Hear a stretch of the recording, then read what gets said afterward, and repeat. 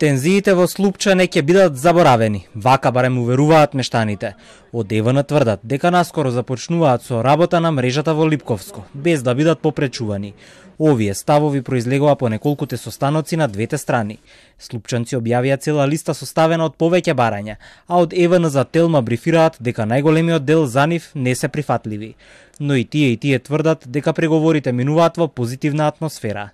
Од групата жители на ова населено место во Кумановско за Телма откриваат дел од тоа што е договорено. Долгот треба да се плати, кој ќе може да го плати, ќе го плати од една рата, значи ќе го плати, кој не, ќе имам некој малку олеснувања со да се плати долгот на рати, се прифатија некои наши барања кои беа, така да ги кажеме, и најверојатно идната недела ќе испадне договор, ќе се договориме со како што треба.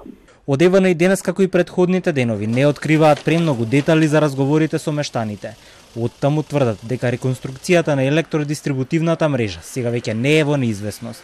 На состанокот се финализираат техничките детали за реализација на проектот за реконструкција и модернизирање на мрежата.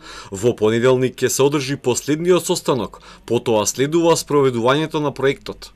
За тоа што е договорено на состаноците помеѓу ЕВН и жителите на Слупчане, одговори побара опозицијската ВМРО ДПМНЕ. Дали владата е гарант дека во Слупчане ќе се добие гарантирана месечна наплата за струја, како што бараат од 3000 денари без разлика колку се троши? Дали владата може би ќе ги плати долговите на слупчанци кон приватна фирма, бидејќи парите на крајот сепак ќе бидат наплатени?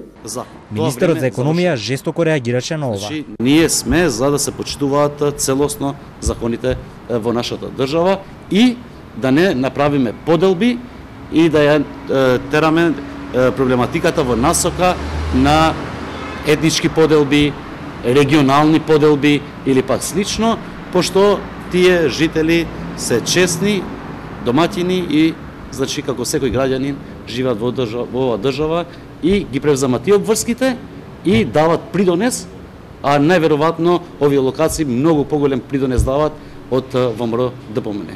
Дале и во минатото и сега и се многу поголеми патриоти од нив. Предходно жителите на Слупчане неколку пати останаа без струја, а во мрак беа и други околни населени места. Мештаните не дозволуваа работниците да работат на мрежата и во еден момент и самите се справуваа со дефекти.